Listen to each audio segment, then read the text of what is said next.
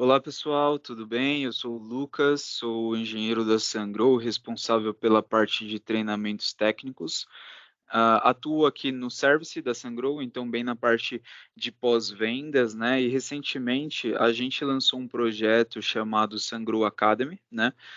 Que basicamente é uma plataforma online que vocês podem ter acesso e lá vocês conseguem verificar todo tipo de conteúdo técnico que nós temos, desde procedimentos, né, escritos em vídeos, mas também toda a nossa grade de treinamentos que nós oferecemos, tá?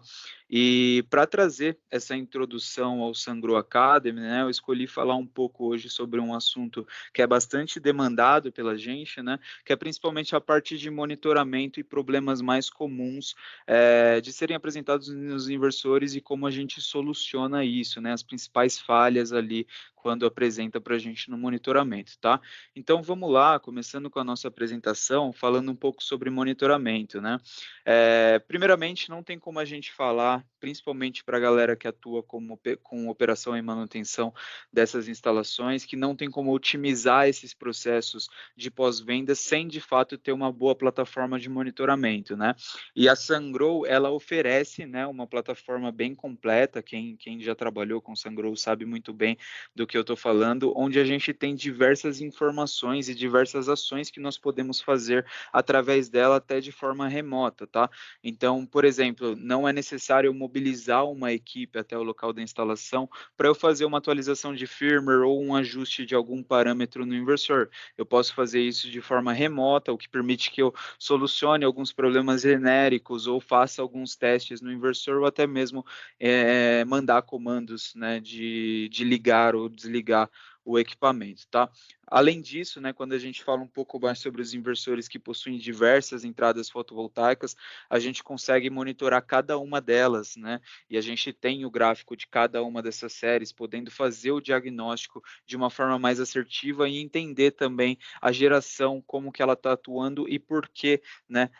Talvez uma série esteja impactando mais na geração total do inversor ou não, tá? Então, basicamente, sobre a plataforma de monitoramento do iSolar Cloud, ela é bem completa, vocês conseguem fazer bastante coisas por lá, tá? E além desse monitoramento convencional que a gente tem dos inversores, né, através daqueles módulos de comunicação, o stick, o Wi-Fi, o iNet, né, a Sungrow ela também possibilita que seja feito um monitoramento mais avançado, né?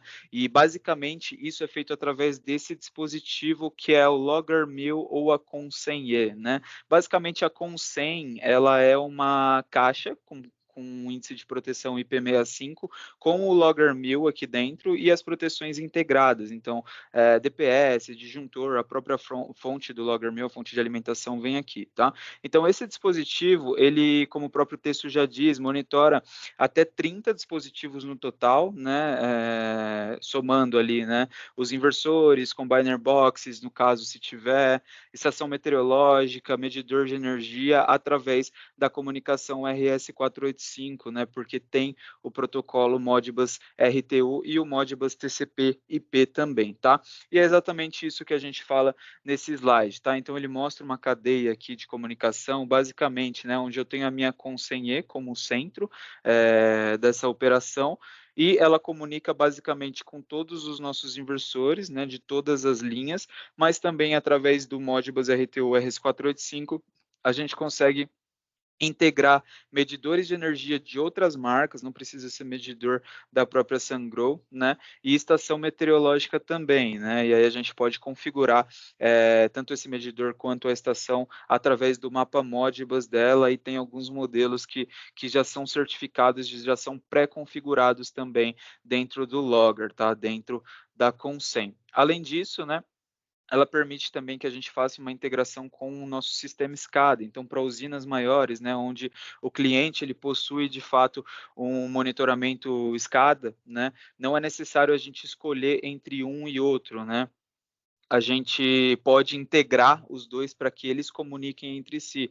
E nós sempre levantamos bastante esse ponto que é muito importante ter esse monitoramento da Sungrow aqui, né? Principalmente para quem atua com o IM e para o pessoal que trabalha no suporte da Sungrow também, porque só através dele a gente consegue verificar todas as informações do inversor e, se necessário, como eu disse, mandar algum comando para tentar solucionar algum problema genérico, tá? O Logger, além de todas essas funcionalidades de integração, ele possui as mesmas funções dos módulos convencionais, né? Então, a parte de parametrização, gerenciamento, atualização de firmware, eu consigo fazer tudo remotamente também, tá? Aqui alguns exemplos que eu gostaria de mostrar para vocês de integrações que nós tivemos em alguns parceiros, né? Então, esse primeiro exemplo mostra basicamente, né, esse gráfico retirado do próprio iSolar Cloud em um caso onde eu tenho o logger comunicando com o medidor de energia, né?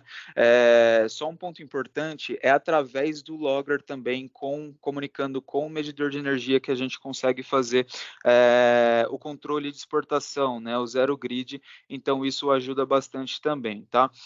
Bom, então nesse exemplo a gente consegue ver basicamente, né, quanto que o nosso fotovoltaico está gerando, né, quanto que a gente está consumindo da nossa rede de energia e quanto a nossa carga está consumindo, né? Essas informações eu só tenho acesso através desse medidor mesmo e, obviamente, isso facilita bastante para a gente fazer o diagnóstico da nossa usina, tá?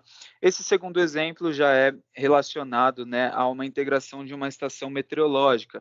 Então, nesses casos, eu também vou ter todos os dados da estação no próprio iSolar Cloud, através dos gráficos do iSolar Cloud, onde eu posso fazer a comparação, por exemplo, da irradiação, como mostra nesse exemplo, com o que o meu inversor está gerando e, de fato, chegar a um diagnóstico para entender se ele está gerando o tanto que deveria, né, a quantidade de geração que realmente deve ter com essa irradiação, e isso facilita bastante para a gente também, tá? Bom, agora a gente vai passar um pouco pelos problemas mais comuns de ocorrerem nas usinas fotovoltaicas, passando bem rapidamente aqui sobre algumas falhas que geralmente aparecem e vocês se perguntam como solucionar. É exatamente sobre isso que a gente vai falar agora, tá? Então, começando por ela, pela sobretensão CA, né? Isso é mais normal de acontecer, principalmente em instalações residenciais, né? Instalações de zona rural, fim de linha, né? Porque geralmente a gente recebe já um elevado nível ali de tensão CA devido à alta impedância ali do circuito da concessionária, e faz com que, principalmente quando o inversor inicia a geração, essa tensão se eleve ainda mais e desarme por conta disso, né? É importante a gente ressaltar que sempre que apresentar esse problema de sobretensão CA, né, a gente tem que ter em mente que ou é algum ponto na nossa instalação que está com problema, ou de fato algum ponto relacionado à entrega da concessionária, como esses casos que eu já disse de zona rural ou fim de linha, tá? Na instalação, basicamente, pontos de alta impedância vão impactar, né, nessa elevação de tensão. E o que seriam esses pontos de alta impedância? Uma emenda mal feita, algum cabo mal dimensionado, alguma coisa desse tipo. Um comportamento que sempre o pessoal comenta bastante, que é normal de acontecer, é quando a tensão está chegando normal ali no inversor, por exemplo, num caso de nominal 220, a gente afere ali nos conectores do inversor e está chegando 220, mas quando ele inicia a geração, essa tensão se eleva demais. Isso é uma característica de um ponto de alta impedância na instalação, porque no momento que o inversor inicia a geração, é normal que a tensão eleve em níveis baixos, entre 5 e 10 volts, porque ele cria uma curva de impedância para conseguir injetar essa corrente, né? Agora, quando de fato essa tensão se eleva a níveis muito elevados, ultrapassando os limites configurados no inversor, aí sim isso caracteriza uma falha, né, de alta impedância na própria instalação, e aí a gente precisa procurar por esses pontos que eu citei, tá? Bom, mas a gente pode fazer o ajuste de parâmetro, né, para a gente elevar o range de tensão do inversor. Nós temos essa opção no inversor, né? Mas nós, como Sungrow, não recomendamos que seja feito, né? De acordo com a norma, a NBR 16149, ela diz, né, que os parâmetros de proteção contra sobretensão e subtensão devem ser ajustados da seguinte forma. Então, é, entre 10% acima da nossa tensão nominal e 20% abaixo da nossa tensão nominal, o inversor vai operar normalmente, né? Se for menor do que 20% abaixo, ele vai desarmar, e se for maior do que 10% acima, ele também vai desarmar dentro desses tempos aqui, né? Então, trazendo um exemplo real, continuando ainda, né? Se a gente tem uma tensão nominal de 220, né? O inversor ele vai ser configurado para 10% acima, que vai ser 242, e 20% abaixo, 176. Então, dentro desse range, ele vai operar normalmente. Se ultrapassar esses ranges, aí sim ele vai acabar desarmando por conta de sobretensão ou subtensão. Obviamente, sobretensão é muito mais comum, tá? E basicamente, então, como a gente não recomenda isso, é realmente necessário fazer a verificação dos outros pontos, tanto da instalação, verificar se não tem um ponto de autoimpedância, ou também da própria distribuição ali da concessionária, tá? Bom, próximo erro é o erro de ilhamento, que é representado pelo código 10, tá? Como vocês sabem, todos os inversores eles precisam ter aquela proteção anti-ilhamento. O que isso significa, né? Basicamente que quando o inversor não reconhecer, né, a rede CA de forma correta, né, ele vai acabar parando de gerar. Então, se, por exemplo, tem um desarme no disjuntor ou se há uma queda de energia por parte da concessionária, um rompimento de algum cabo CA e o meu inversor para de reconhecer essa rede CA, né, ou tem uma falta de fase, alguma coisa desse tipo, ele vai parar de gerar por conta disso e vai entrar nesse erro 10 de ilhamento, tá? Acredito que esse seja, dos erros que eu selecionei aqui, o mais fácil de encontrar onde está a origem do problema, porque de fato isso está relacionado a uma queda de energia ou uma falta de fase, e é bem simples de fazer a aferição ali para identificar, tá? Aqui alguns exemplos, né? Então, nesse caso de um inversor trifásico, eu tive uma falta de torque, né, aplicado nesse conector aqui, né? A gente até vê que esse parafuso está um pouco mais para frente do que os outros. Obviamente, isso gerou um ponto de aquecimento, acabou derretendo o conector, o inversor parou de reconhecer essa fase específica e acusou o erro 10. Nesse outro exemplo, a gente tem um disjuntor desse inversor 3 que estava danificado, né? O cliente verificou que ele estava desarmado, não estava armando mais e identificou os danos aqui de carbonização do próprio disjuntor, tá? Após troca do disjuntor, o inversor voltou a gerar normalmente. Bom, próximo erro de baixa isolação CC, né? Basicamente, a baixa isolação, né, ela é representada tanto pelo código 39 quanto pelo código 12 nos nossos inversores string, tá? E qual que é a diferença entre esses dois códigos? Basicamente, o código 39 ele vai ser apresentado no momento de autoteste do inversor, né? Ou seja, quando ele está iniciando a geração ali no início do dia, por exemplo, né? Ele vai fazer o autoteste, verificar a isolação de todas as séries fotovoltaicas e se tiver alguma série, né, que não corresponde à isolação mínima que o inversor requer, ele vai acabar acusando esse erro 39, tá? Já a falha 12, ela também está relacionada à baixa isolação, mas isso é referente a durante a operação do inversor, né? Então, se ele está gerando ali durante o dia e acaba tendo um problema no módulo ou o rompimento de algum cabo CC, isso vai iniciar uma fuga de corrente ali no ato e vai fazer com que o inversor desarme, acusando esse ponto de baixa isolação e essa fuga de corrente através do erro 12, tá? Eu vou mostrar um pouco mais sobre alguns exemplos de casos que acusaram esse problema de baixa isolação, mas principalmente sobre o erro 39, né? O mais comum de acontecer é realmente a umidade que entra nos conectores ou nos próprios módulos durante o orvalho da madrugada, e aí a gente tem que sempre prestar bastante atenção quanto à vedação, de fato, dos próprios conectores, tá?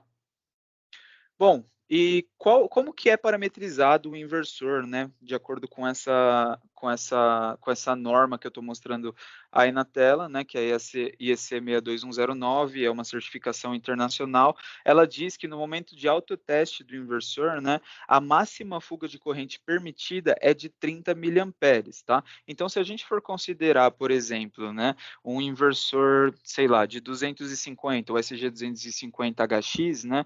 Ele é 1.500 volts de entrada, né, nas séries fotovoltaicas ali. Se a gente pegar e fazer uma lei de Ohm base, básica, né? Pegar 1.500, dividir pelos 30 miliamperes, a gente chega numa isolação mínima de 50 quiloohms, né? Então, se tiver alguma série fotovoltaica que está abaixo desses 50 quiloohms, obviamente o inversor não vai iniciar a geração por conta disso, tá?